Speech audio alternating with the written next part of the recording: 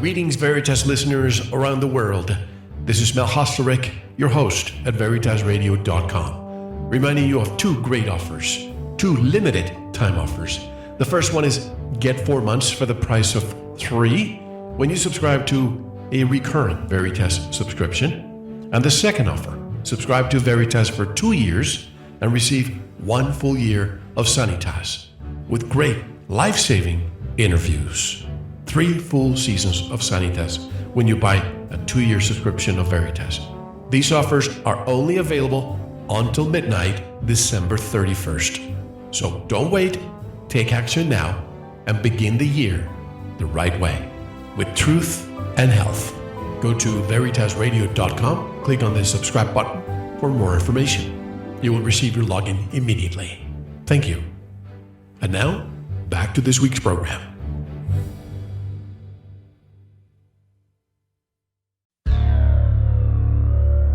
The questions you always had, the answers you were never given, the place to seek the truth. Welcome to Veritas. Human beings are not the only players in this game of life. There are multidimensional beings that interact with humans, as well as the unseen controllers who decide the course of human history, the secret shadow government, the United States military-industrial complex, and many dark magicians who pose as political and religious figureheads. Tonight's special guest has been working on her own spiritual enlightenment with the help of her star friends, moving toward a higher awareness and higher vibrational frequencies. There have been negative beings that she has run into along the way, but she always makes it through to continue on her inner journey. She continuously learns and grows and puts her knowledge to use. More than that, the friendly multidimensional beings, whom she labeled star people, taught her that love is always the answer. She learned to use her own energy body to connect with Source, to fill her entire being with the strongest power there is, love. When her physical body lays down to sleep at night, her consciousness keeps on going. She leaves her physical form and flies freely through the alternate reality, discovering parts of herself and parts of our world that have been erased from our knowledge by wars, propaganda, and brainwashing, and the rewriting of our true history. The secrets of this life have been hidden by secret societies that will do anything to keep that knowledge to themselves. However, the rising of consciousness and the empowerment of human beings is currently in progress and cannot be stopped. The shift is happening now. You are listening to Veritas. If this is your first time, welcome home. To listen to tonight's full interview and all of our material, join the Veritas family and click on the subscribe button at VeritasRadio.com. You can make your purchase with a credit card, PayPal, cash, check, money order, and even cryptocurrency. We are now accepting Bitcoin, Litecoin, Ethereum, and more. Don't forget to visit the Veritas store for focused life force energy, MMS, EMP shield, solar, and EMP protection, rebounders, CBD pure hemp oil, pure organic sulfur, flash drives with all our Sanitas and Veritas seasons, and other great products.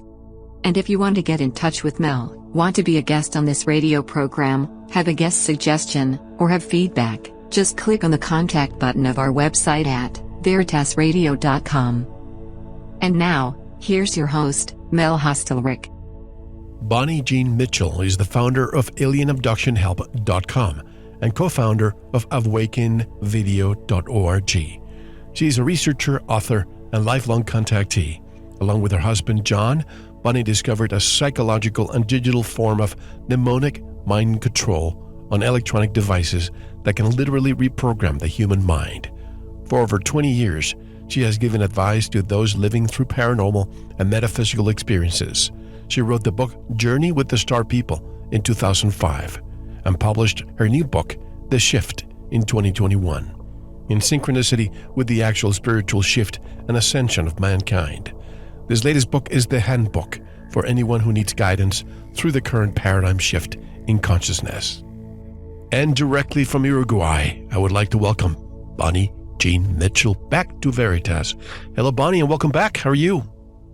Hi, Mel. I'm doing great. How are you? I'm doing great, and it's a pleasure to hear from you. Uruguay, I was telling you before we began, some people tell me that seems to be an oasis when it comes to what's happening around the world. Am I right in saying that? Yes, I think so. I think Uruguay is one of the more open-minded, free places that you're going to find right now. It's really a natural paradise. And as far as the rules and regulations go, um, the vaccinations here are not mandatory, although a lot of people have gotten them here, but they're not really pushing them that badly. And people here they're really kind of down to earth people who are pretty smart. And as far as like mask wearing goes, people are still wearing them in the grocery stores. Like that's a rule in public places. But out walking about on the street around the community, nobody's wearing masks and everybody's getting together and being together. And, there's no social distancing or anything like that. I think Uruguay's kind of going back to normal the way it used to be, which is great because people here were always, hugging each other and kissing each other as greetings. Right. And they're starting to do that again. So I think things are getting better here. Not only that, but you have Brazil north of you with Bolsonaro, and in the south, Argentina, which is more socialist. But there's a common denominator I heard that neither of these two presidents really caved in to what I'm not going to name names, one of the big pharma companies. They really were threatened and they said no. And is that true that they basically in the South and in the North did not cave in? I am not exactly sure about that. I did hear something about the president of Brazil doing that and not accepting more vaccines. What happened in Argentina, and I don't mean to bring this up because this is a different subject. In Argentina, they were told, and other countries, that we cannot guarantee safety, but what we'll do is use as collateral all your embassy buildings around the world and all your military bases. And they said, take a hike. We're not going to do that. That's what I was referring to. Okay. Yeah, I could totally see that happening. I mean, the people down here in the South, the Southern Hemisphere, these people, they know more about survival and taking care of themselves and being healthy. So they're not so quick to accept everything the government tells them. That's my impression anyway, being in Uruguay. Bunny, back when we spoke, you and your husband, John, we did a great interview about the mnemonics back in 2017, which is basically just anybody who hasn't listened to that interview, just go back and listen to it. When you look at the TVs and you look at the news in the afternoon, for example, you see these breaking news and you see these things that pop out in your screen, that has a hypnotic effect on people. This is what we discussed in the past, and we'll discuss it later because we'll bring it all together. But we didn't get a chance to really dive into your story, the alien abduction, and this has been happening for a very long time. So I'd like to explore and rediscover what you went through, if that's okay with you. Okay, that sounds good. Okay, so I'll just start at the beginning. So I am a lifelong contactee. And it really all started when I was about 4 years old. And I think it started because when I was that age, I was very awake and aware. And my third eye was open and it was active and working. So I would do this thing at night when my parents tucked me in and said goodnight to me. They'd turn the light off and close the bedroom door. And so I'd be in this dark room, which wasn't really scary for me. I was more curious than anything. So I would lay there in the dark with my eyes open because I wanted to see what was in there, because I had a feeling that there were things there just because it was dark. I couldn't see them. So I would keep my eyes open. And after doing this for a little while, I started to see images that were kind of glowing, like the outline of them would be glowing. And it's as if I was seeing them on a screen about 2 foot in front of my forehead. And I think this was actually a projection from my third eye. So as I was doing this, every night for a number of years, I started to see things like, well, first I saw toys and candy and ice cream and things that I liked. I was creating these images. And then other images, random things would come into the dark. I would see them. And people, like human people, would walk into my room. And it was usually 2 people, sometimes 3, but they were always very friendly and they were holding hands and they'd walk right up to my bed. Now, I was awake, wide awake when this was happening. I was watching these. They looked like etheric beings, but I could see them.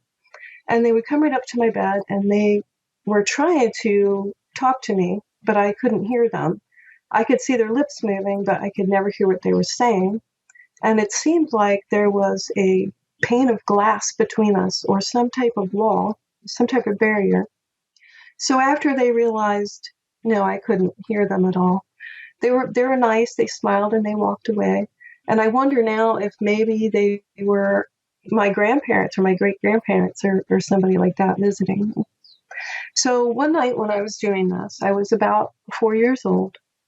And I saw 2 star people for the very first time walk into my vision. Now, the first time I saw them, they literally looked like they're made out of sticks. Like their arms and legs and bodies were just thin as sticks. And they had big round heads.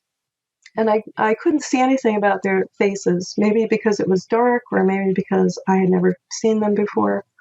But they were holding hands and they walked up to the foot of my bed. And I got really scared. And I sat up and I screamed. And my mother came running into the room. And as she did, they kind of just disappeared. And so this continued. And by the time I was 7 years old, I had somehow become friends with these star people. So I don't really know what happened between 4 years old and 7 years old. But then I have a memory of being 7, and they came into my bedroom one night. It was 2 of them, and they were probably like 3.5 foot tall, and they had the big heads, but their skin was kind of like a cream color or a really light tan color. And one of them came to stand by my pillow, by my head, and the other one stood down by my feet. And I felt totally fine with them being there. I knew like I had done it before. I knew what to do. I sat up and threw the blankets off, and I hopped right out of my bed, and one of them held my left hand and the other one held my right hand. And we walked right out of my bedroom, through the living room, and right out the front door. And I really don't remember where we went or what happened after that. But also around the same time period, I had an experience during the night where this little star person came into my room. He was about 3 foot tall, and he didn't have a huge head. It was like a normal, smaller size head. And he seemed like he was in a hurry or something urgent was happening. And he said, "We've got to hide because the bad men are coming." And I trusted him, so I jumped out of my bed and we hurried, and he held my hand and we went into the closet, like in the hallway off the living room. And we were holding really still in there. And he must have been really short, actually, because he was shorter than I was, and I was 7 years old. So I kept looking down at him, and he was looking up at me, and we were being really quiet. And we heard somebody come into the house. Now, my parents were asleep the entire time. So we heard some people come into the living room, and seemed like they were looking around and moving some things around a little bit. But they didn't stay for too long, and they went out the front door. And so my little star friend and I decided to step out and look, and we saw that there was no one there. And then we decided to go out the front door. Now, the little star person wanted me to go someplace with him. And I don't know where that was because we never got there. Because when we stepped out the front door, these 2 bad men, which I called robbers, chased after us, and I went running across the street to my neighbor's house, and my little star friend went running a different direction, and I lost him. So I ran into my neighbor's back door into the kitchen, and I was very familiar with their house. I go over there all the time. And I ran into the kitchen, and these two men who were adult men, and now, looking back, I'm thinking they were some type of government agents. And they actually chased me around the kitchen table, and one of them knocked me over. He stuck his foot out and made me trip face first. And he put this little metal piece right under my left rib cage, as if it was a little implant or something. And after that, I kind of lost consciousness.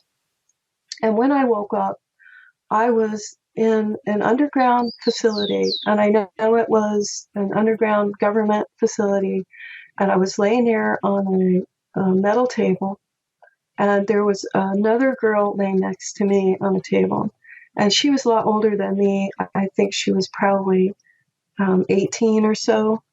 To me, she was pretty big. She was old to me because I was 7. And we were kind of trying to help each other. Like, she was looking at me and smiling at me and trying to talk nice to me. But the fact was that we were both tied to these tables. And these men came into the room, and they were mean to us, and I know that they wanted to scare us. And they told us that they were going to coat us with gold and turn us into statues. I don't know what that means, but I was pretty terrified because I thought, well, if I get coated with gold, then I guess, I'm not going to be able to breathe. So I'm going to die. So that was pretty scary.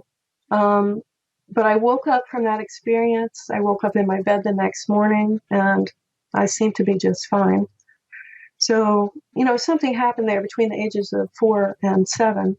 And I have memories of being in that underground base at other times when I was really young.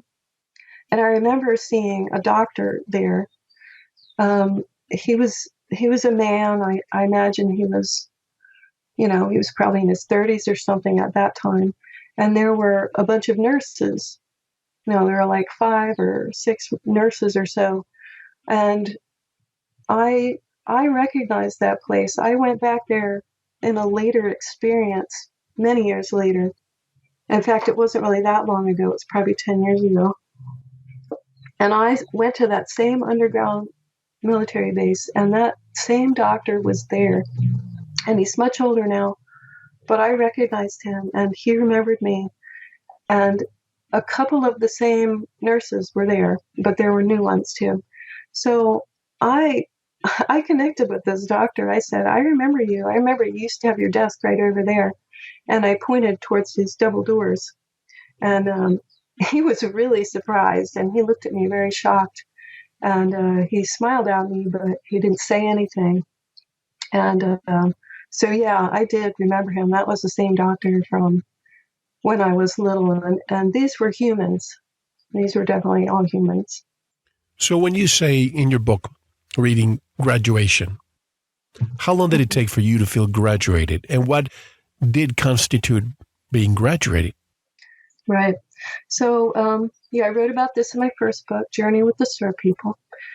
So what happened was when I was about 20 years old, it really started, I was about 19, and this lasted for about 5 years.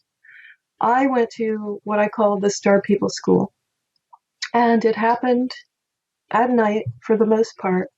I would go to sleep, and the Star People would come into my room, and they were helping me to raise my vibrational frequency in order to meet with them, first of all. So what they would do was they'd come into my room, and they would lower their frequency a little bit, and they would help me raise mine.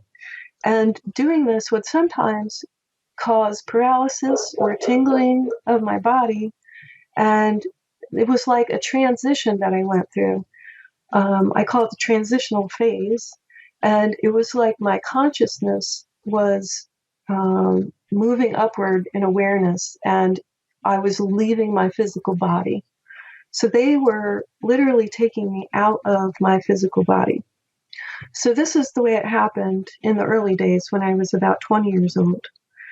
And then I would go with them, and we might go on one of their ships, their craft. I had been on many different ones, many different times. And this training that happened it was psychic testing, and there was a group of humans with me. So I wasn't the only one.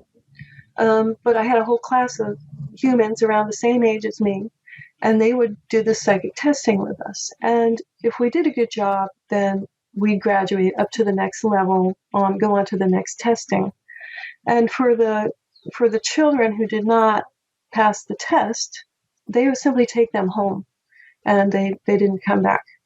So this class of mine I studied with, and it was about like using your mind, like mental clarity and focus to and using intuition and empathy to decide, to make decisions, to solve problems, to solve puzzles.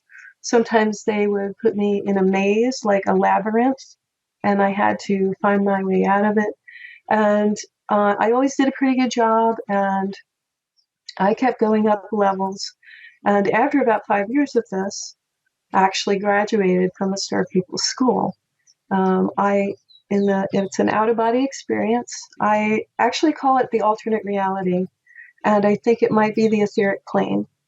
It's my alternate reality because it's literally the other place I go to live life and have experiences. So I went there with them, and we had this graduation ceremony with other humans in my class. And I was wearing a white cotton gown with lattice work on the hems of the sleeves and the bottom hem. And the Star People were there, and it was a very nice moment. Everybody was happy, and these Star People were very kind. These are the ones that I would call Pleiadian. They have been working with me, doing all this training and really teaching me. And it wasn't all about psychic testing. It was also about learning how to defend myself, because these Star People knew about the secret government and the military personnel who would sometimes come asking me questions after the Star People would leave. Sometimes these military people would show up. And for a while, I did talk to them and tell them everything. But that's because I was really young and I didn't know any better yet. But I figured that out after a couple of years, and so I stopped talking with them. And instead, what this secret government did was they sent military-trained psychic attackers to try and scare me so badly that I would give them information. So the Star People helped me learn how to defend myself against that psychic attack. And it was psychic attack from military humans or from negative entities, negative aliens, reptilians or greys or any entity that I would run into, demons, anybody that I would have trouble with. They also taught me how to use energy, how to use subtle energy to create, to manifest something on the etheric plane. And it started out where they would ask me to hold out my hand, and I would create a ball of energy in my hand, which would look like a glowing light, like a ball. And that took a lot of practice. That took years of getting that to work. And when I could do that, I could take that energy and I could turn it into anything I wanted. And what I was making was flowers and apples and oranges and little things like that I could hold in my hand. And as they were teaching me this psychic self-defense, I also learned how to create a knife in my hand. So they taught me all of these things. And while all of this was happening, they told me about the shift. And they said there would be a magnetic pole shift. And the main thing about the shift was moving up in conscious awareness, raising your vibrational frequency in order to get to this place where you are able to shift up into the next dimension, to level up. And this took a lot of focus and awareness to get yourself to that place. But they started telling me about it when I was in my early 20s. And this has happened to other contactees. We tend to call it the disaster movies. They show us images of terrible natural disasters happening on Earth and really terrible weather. And the star people told me then that most people would not make it through the shift. They're not physically going to survive it.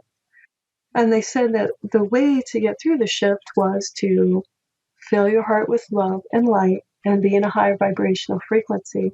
And then there's no problem. You'll naturally shift up into these higher levels of awareness.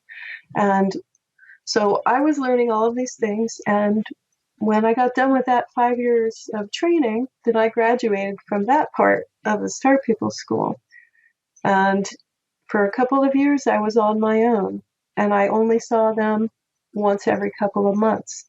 They were waiting for me to go out and do some learning on my own. And I did. And I got up to the next level where they would work with me again. And then they started teaching me again. So this is in more recent times. And the real focus has been on the shift and preparing for this. And I've done a lot of inner work preparing for this on the etheric plane. We'll discuss the shift in detail. But I have to ask you, when you mentioned the military, are you saying that you went through some MyLab military abductions yourself? Yes. Yes. Can you describe, and how did you find out that it was indeed the military? Because as you probably know, they disguise themselves pretending to be aliens so that the, can I call them victims or the unsuspected participants, they don't suspect that they're actually military. Right. They think it's a real abduction. Right. Yeah, I know all about that. They do use fake rubber alien suits. There's actually humans underneath. So there are real star people and there are real aliens, but the military does their own abducting, and they do like to do horrible things to people while they're pretending to be aliens. They wear the fake suits. They use holographic technology. I've seen that a number of times.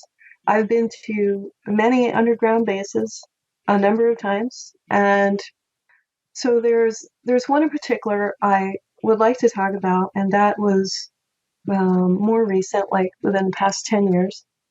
So one night I went to sleep as usual, and I'm assuming I went out of body because I woke up in this other place and I was consciously aware, although I know I was not in my physical body, but my consciousness was there.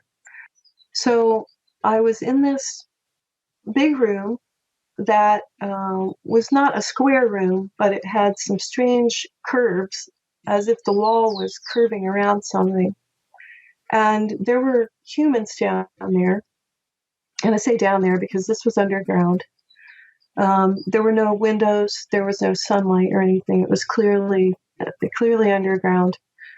The humans that were there lived there, and they had apartments or little rooms that they stayed in. And so as I was gaining consciousness in this place, I was standing in like a common area where everybody was going to meet for the day.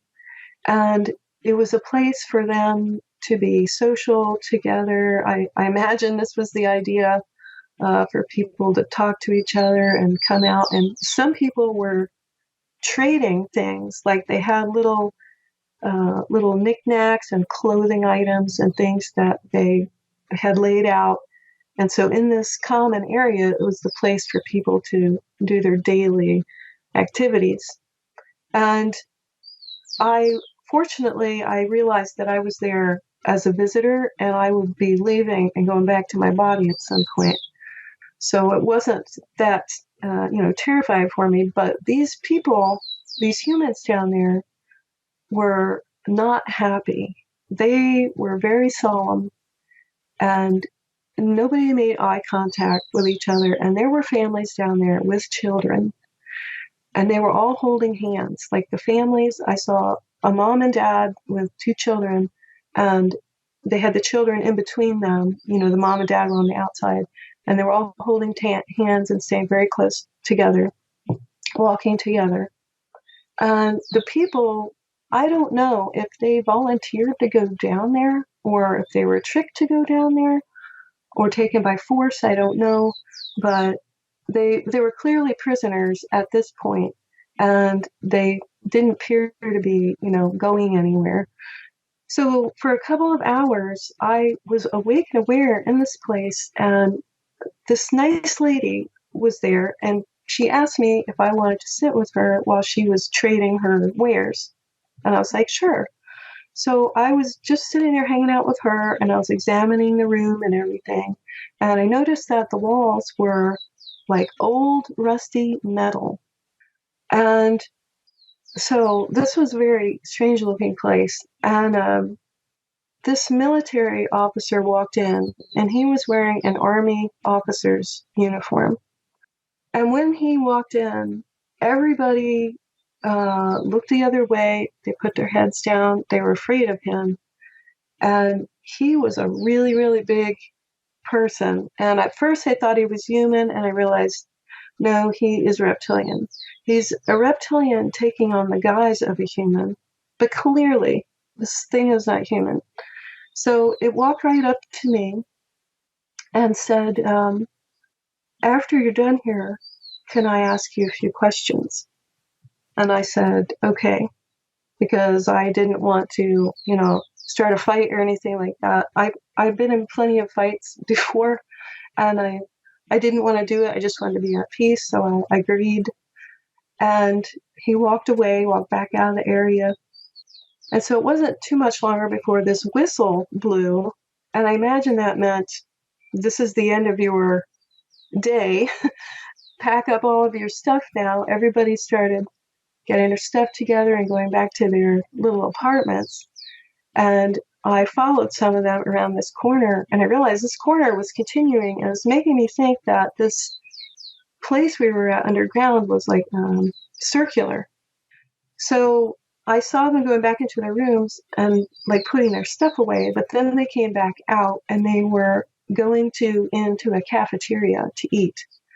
And then after that, they go back into their rooms for the night. That was the impression that I got. So the reptilian military officer walked back in, and he saw me. I looked at him. He just nodded to me, and he turned around and walked the other way, and I followed him. And he led me to the center of this place. It was like a humongous missile silo under the ground. And he had brought me to the center ring of this thing. It was an opening, like a huge chasm going down, way down under the ground. And we were standing near the top. And I could see now for the first time, when I looked up in the center of this place, a little bit of sunlight coming down from the top. And so then I got a pretty good idea of, how far down we were. And, but I could see, looking across, I could see all the different levels of this place, many different levels. If I had to guess, I'd say like at least 40. And looking down into the center of this chasm, it just got darker and darker the farther it got down. I could not see the bottom. It was completely black. And so I'm standing there with this reptilian military officer, and I looked up when I saw that sunlight up there, and I saw 5 humans hanging up there. And I don't know if they were dead or alive. I hope they were alive. And I hope that they were just hanging by their clothing, because it looked like they were hanging by their shoulders or their upper backs somehow. And there was like an iron barge up there with a clasp on it. And I think it was holding these people. And so this reptilian asked me, very calmly, he asked me to step a little bit closer to the center, to the edge. And I did. And as soon as I did that, I was whisked up into the air very, very fast. And I imagine that I was probably grabbed by one of these iron hooks or whatever they were there. And then I started plummeting downward very fast, so fast as I think something had me by my back, but it felt like free fall. And I knew I had to be so strong in that moment because I knew I couldn't be afraid. So I closed my eyes and I thought, okay, am I going to die, when I hit the bottom? And I thought, probably not. They wouldn't have brought me here, just to kill me. They could have done it already. And so I decided to just be at peace in my heart and fill myself with love and light and not be afraid, because I know that I am an eternal spiritual being and I am always protected. So I kept my eyes closed, and soon the falling sensation ceased. And I woke up on a bed in a well-lit room. I obviously had missing time, and into the room walks the same reptilian military officer to retrieve me. And he looked at me and nodded at me, and I got up and I followed him. Now this room, I had gone down to the bottom of this place, and this room was, I don't know if it was like an office or it could have been like a medical type of place. It was white. It looked very sterile. It was really well lit. This room looked like modern. It was not old and rusty. So I walked out of the room with the officer, and we walked over to an elevator that looked like something out of a mine shaft. And it was old and rusty, and it was just brown, old and rusty. And so the reptilian got up into the elevator, and I got on. It was barely enough room for both of us. And I pulled the door behind me, and it was like a cage. And, I was just trying to be very brave at this point. And he hit some buttons, and the elevator started to go up. And before too long, I lost consciousness again. The next thing I know, I was waking up in my bed at home, and it took me a few minutes to be able to move because I had been out of my body for a while, and my body was very tingly and vibrating, and I couldn't move right away. But as soon as I could move, I wrote all this down like I did every morning. I wrote all my experiences down as soon as I could, and sometimes I drew pictures.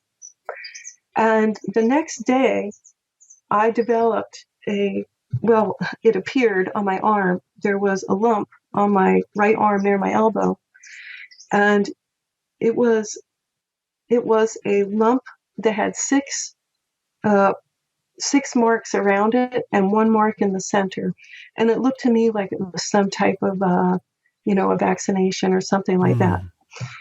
And so after a couple of days, my elbow got so sore that I could not pick anything up.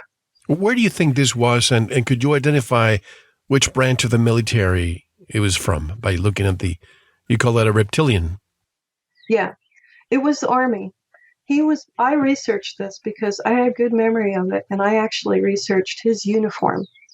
He was wearing an old-fashioned Army officer's uniform, like the olive drab green color. It was a pantsuit, and it didn't fit him very well because he was huge, and he could barely, button up his jacket. Could you see his rank? I don't know. I know he was an officer. He didn't have a whole lot of medals or anything. I think he was fairly young. Okay. But yeah, he was Army. But I've interacted with. I've seen Navy people. I've seen Air Force, and there's this one military psychic that I kind of think she must be my caseworker or something, because she has been coming after me for a long time, and not so much now anymore because I'm at the point now where I know very well how to defend myself, and she hasn't been around a couple of years, but she would always wear a dark blue pantsuit, which I figured was Air Force. And sometimes I was in an Air Force installation. I saw people actually wearing their Air Force uniforms. But I think that they do this because they assume that the people they bring down there are not conscious. They think that they're in a hypnotic state and they're not going to remember anything. Well, that's not the case with me. I don't have clear memories of everything, but I have a very good conscious recall. And this is part of, having my third eye open and being able to see these things and my training with the star people. So I've been awake and aware for a lot of these things, and even having an implant shoved up of my nose by another military person, and being wide awake for the whole thing. So, yeah, there's a lot to say. What about location? I presume this could have happened somewhere in the United States. Do you know where? I think that it was in the Southwest United States. All the people that were down there were all white people from what I saw, and they looked like they were probably from the United States or probably North American. And I just got the impression that's where we were. I know back when they were doing all the military, the nuclear blasts out in the Southwest there in the United New States. Mexico, I think right. they were building military bases. I think this is one of those places. And I mean, it's obviously been there for a long time, and it's not in really good shape anymore. I was mentioning to you before we began that after I was looking at the first book, I look at the glossary and the first word, aliens, and the definition you included says negative entities that abduct humans and possibly work with the secret government. So obviously there's a negative connotation there because there are two types. There's the aliens and there's the star people. So can you make what is the difference between them? Yeah. Well, when I was, 19 or 20 years old, this is the label that I came up with because it was the best thing I had. But the star people are the very friendly ones who have helped me and taught me and worked with me. And I think that they're Pleiadian. And they're just a very high frequency, very loving entities. And they are really trying to help me. They definitely have helped me to know who I am and to be able to stand up for myself. The aliens are the negative visitors, the negative entities. And maybe they're not visitors. Maybe they actually live on the earth plane. Maybe some of them do live underground. And I'm talking about reptilians and greys and other negative entities. If I have a bad experience with them, I call them aliens. The star people, they pointed out to me that because I did make the mistake of calling them aliens before, and one of these Pleiadian friends of mine, I called him an alien, and he looked at me really weird and he said, "I'm not an alien, I'm your brother." And so I started calling them star people, and the really negative entities I called aliens. So let's progress now, because obviously this is multi-decades by now, right? Yeah. Now you're prepared. Go ahead. Sorry, it started when I was 4, and I'm 53 now. Oh, wow. So it's a lifetime of events there. Do you think they have done this to prepare you for what's coming? And I hate to continue going back to the military. Has the military continued their mind labs with you at the same time as the others, or did that stop? As I progress, and I'm talking about my own spiritual conscious evolving, as I progress that way, I have more control and more power over what happens. And the military abductions have pretty much come to a stop. At this point, I'm dealing with things like occasionally running into rather high-level demons. And John and I have talked about this before. This is related to the mnemonic circles and dark magic and the 72 demons that we talk about. So, but whenever I run into these entities now, or if I run into a military psychic, I'm able to end it very fast because I now realize, what I have to do. Fill myself with love, and that's truly the strongest, most powerful defense that I have. So the star people did prepare me my entire life for this, for the shift. This was the main focus of their teaching with me. And a lot of things have happened in the past 10 years or so, which I'll go into. The military and the controllers, I call them the controllers of society, they control the military. They are fallen angels, demons, and reptilians who have basically usurped the power from humanity. It's been a long, long time now that humans do not remember who they are. And they have been kept in a hypnotic slumber by these controllers who control all of society and around the world. These entities, they want to stop people from shifting. They don't want humanity to go anywhere. They want to keep their prisoners, their slaves, their captive reality creators. They want to hold on to that and keep control. So they know that the shift is happening. The controllers know that this awakening is happening, and it's happening now. And that's why they are pulling out all the stops. They have no choice. They have to fight for their lives now. And yes, they are still following through with their agenda, and they will up until the very end, because that's all that they can do. As this awakening is happening and people are remembering who they really are, their true eternal selves, their spiritual selves, they're taking their power back. And those of us who are awake and aware, we're starting to create reality. I mean, we've already been creating reality, like our own personal reality bubbles, but most people are not aware of it.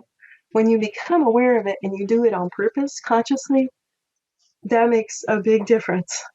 So these controllers don't want that to happen. When I have run into them recently, I could tell you another story if you'd like to hear it. This is when I actually ran into the controllers.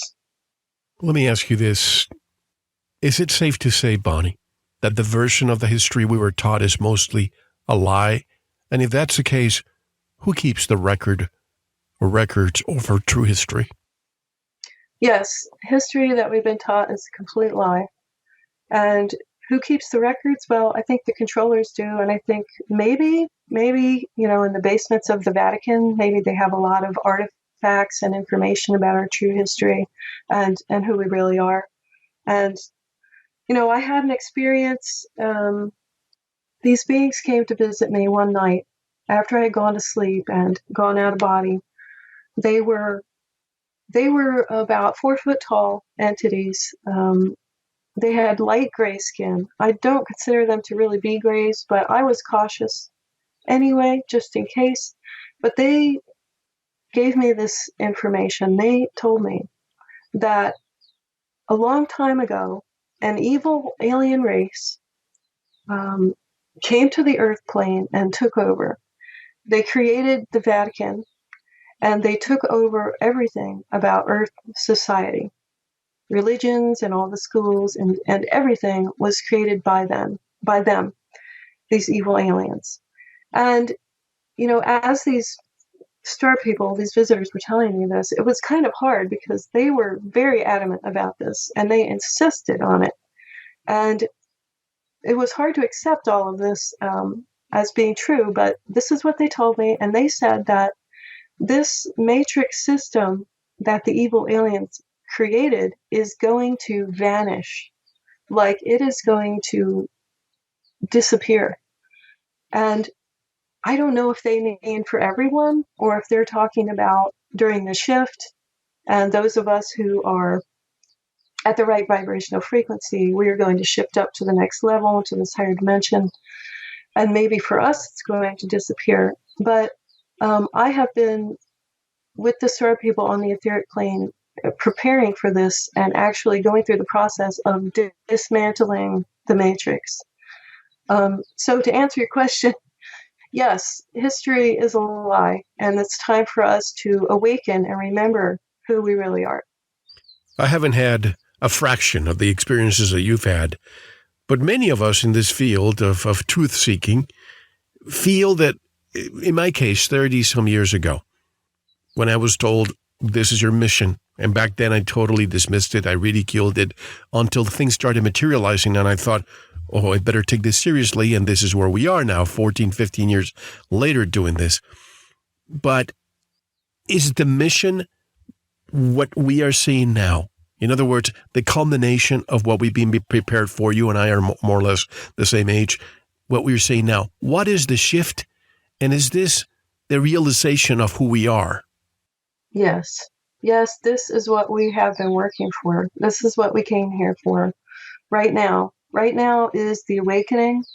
It's happening gradually, but exponentially. It is speeding up as we get towards. There's like a window. There's an opening of time that we have to do this, and the doorway does shut. And I think that is when this magnetic pole shift happens. So, yes, this is everything that we've been working for and training for. And when I was a little girl, 4 years old, I already knew that I came here to help humanity. I incarnated here on purpose for that reason. And I knew that when I went to school through indoctrination, I would forget who I was. And I knew that it would be a lonely path, but it was okay because I was very strong inside and very brave, and I knew that I could do it. And I knew that before the end of this incarnation, I would remember who I was. And yes, this is what we've been working for. It's happening right now. It is time for people to wake up. It is time to see the truth and to let go of the matrix. Let it go, because it is based on a lie and it is falling apart. And it is best that you get out of it and that you focus on love and creating your own beautiful reality and getting close with your friends and your neighbors and forming a community, because there could come a time very soon where you're going to need to have friends and you're going to need to help each other. And everything is going to change. From what the spirit people have told me, our whole way of life is about to change.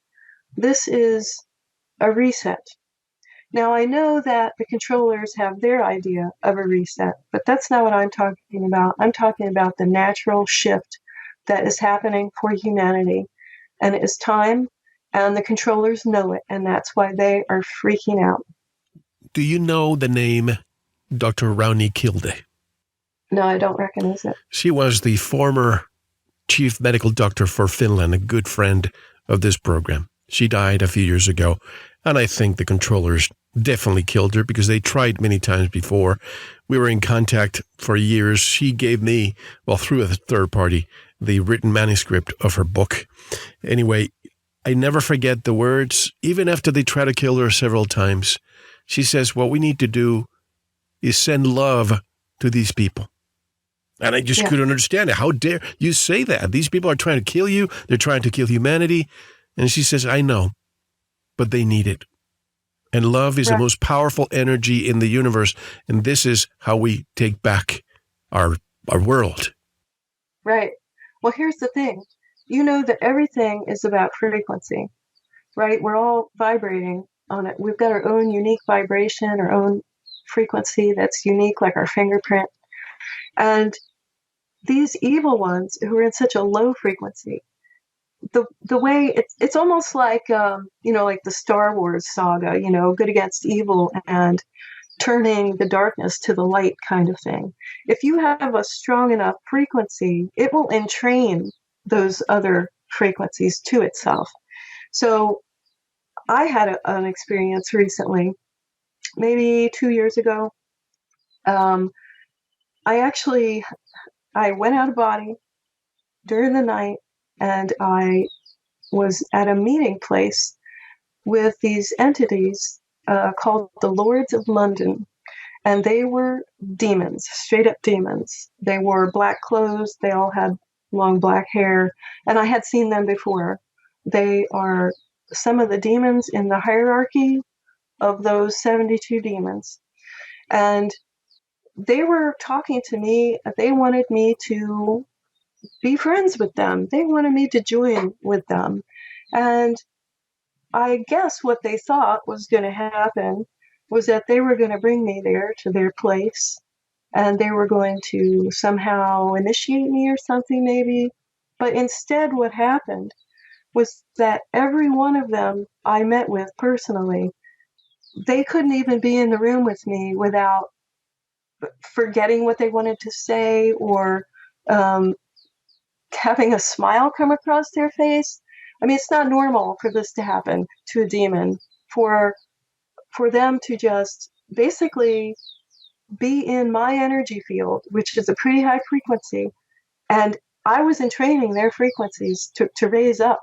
So this is what your friend said: when you give love to them, that's how you stop them. That's how you stop their attack. Because if they are not in that low level vibration, then they're not going to behave that way.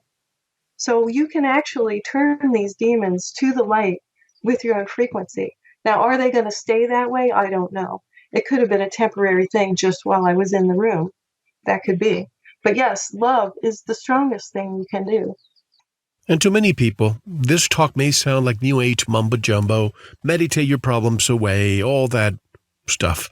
But through the years, you realize that when you turn on the TV, you feel saddened, you feel depressed, because they feed you with fear and sadness all the time. This is why Big Pharma is making billions, not only from what's happening right now, but psychotropic drugs.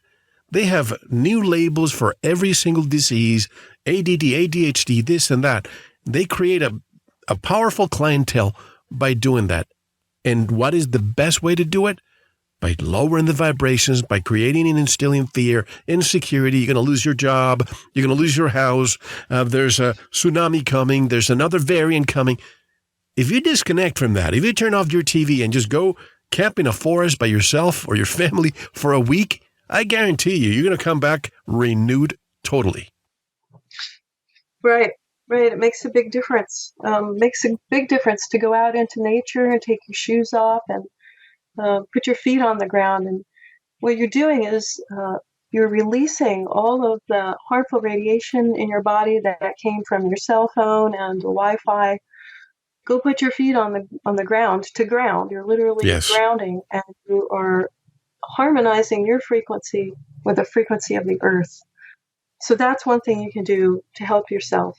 So these controllers, the pharmaceutical companies are really evil. I mean, that's part of the plan. That's part of the agenda, to make humanity sick and keep them down. And it's just part of the whole evil matrix that's in place right now. The human body and the immune system works. If it's healthy, all you have to do is keep your immune system healthy, and you will never get sick. I don't ever take pills or anything. I just take care of myself, and that really works. So then the other thing that they're doing with this fear-based reality, with watching TV and the horror movies, I mean, regular movies now are pretty much horror movies. They're all horror movies. I can't watch anything anymore. I can't go to the movies anymore and watch a movie. I don't want to put that in my subconscious mind. I won't do it. But they're getting people unwittingly. These people are creating a dark reality because they're living in this fear all the time. And that's what they're manifesting. So these controllers have got humanity manifesting the dark reality that they desire.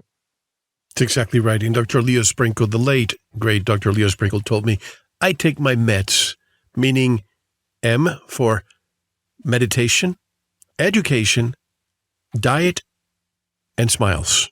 Those are the meds that he took. And he died at the age of 91 or 92. He had a long, healthy life, and he lived that motto all his life. And that's what I'm trying to emulate. And what you said about grounding, I cannot emphasize to people.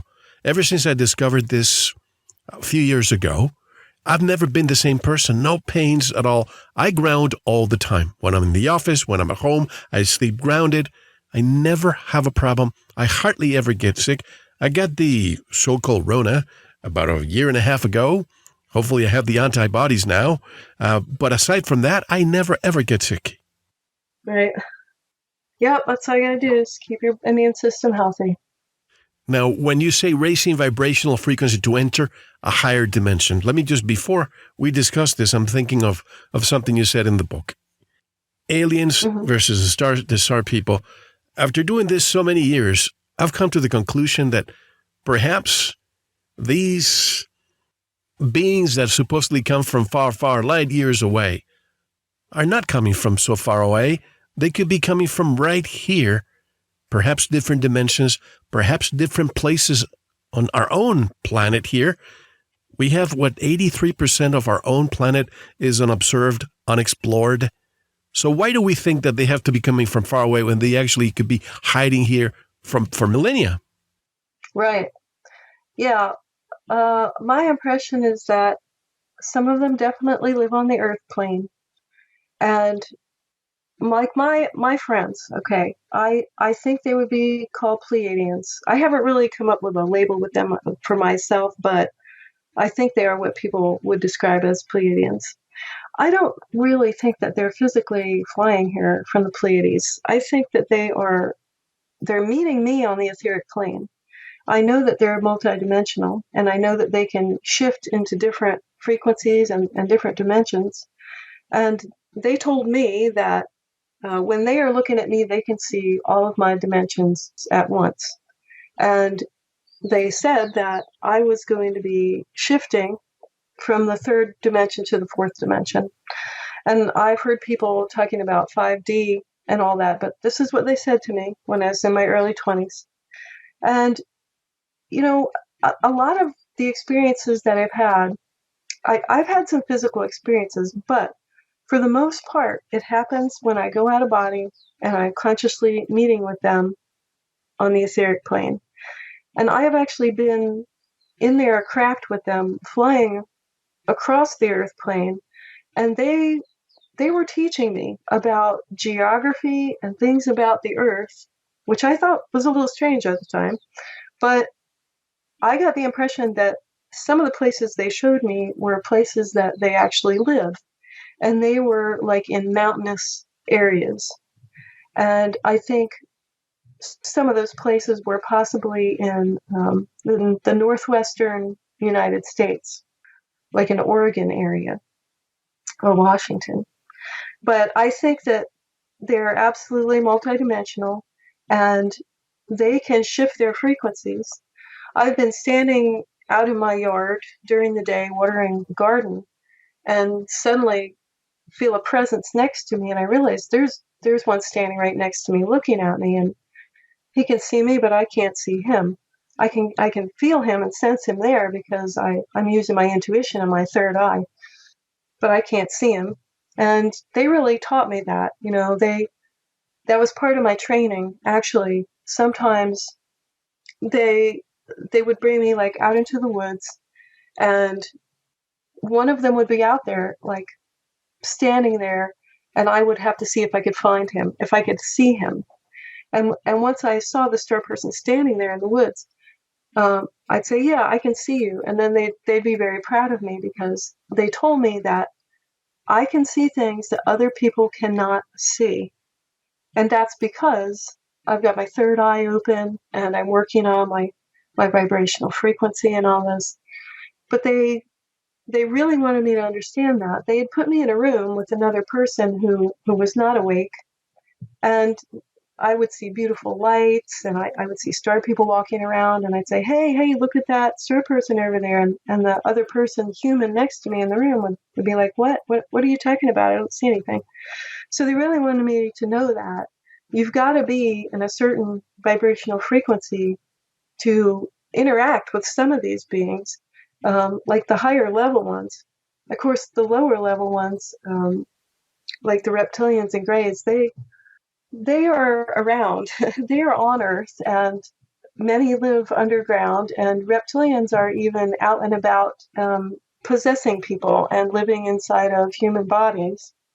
And they actually feed off the human chakra system. And this is one reason why they want to keep you in a fear-based reality because they are feeding off of your fear, off of your energy.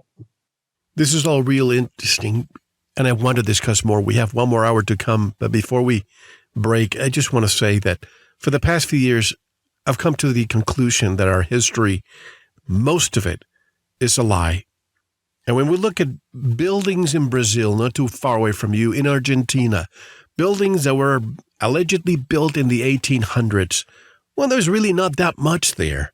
And in many other places around the world, even in Asia, and even in parts of the United States, in the West, in California, in San Francisco, in the 1800s, when there was nothing there, just horse and buggies, something tells me that there was a civilization, perhaps it was even us, and something happened, a cataclysm, a mud flood, whatever you want to call it, or ascribe to it, and these controllers or parasites took over, change. All you need is one generation of children to brainwash them with programming and not education, but indoctrination. And they'll repeat that to their offspring. And here we are in 2021, repeating what we've been told for, say, 100 years. When in fact, we had free energy. We had probably conquered disease back then. Maybe we didn't even have to eat the way we eat today because many of these buildings and castles did not have bathrooms. So maybe something happened, the calcification of our pineal gland, our third eye. They don't want us to be connected with anything. And also, bells. This is something new to me in the past few weeks. I've seen pictures of the controllers removing bells from churches or buildings or places of worship because these bells were manufactured in a way that when they were hit, they emanated a sound, a cymatic sound that healed people. I've seen the pictures of all these bells in a warehouse being removed, and who knows from what. What is your take on those bells? Give me the answer right now, and then we'll take it on part 2. Okay. How can people buy the books and your websites, Bonnie? I'm sorry, Mel, I didn't hear you. Okay.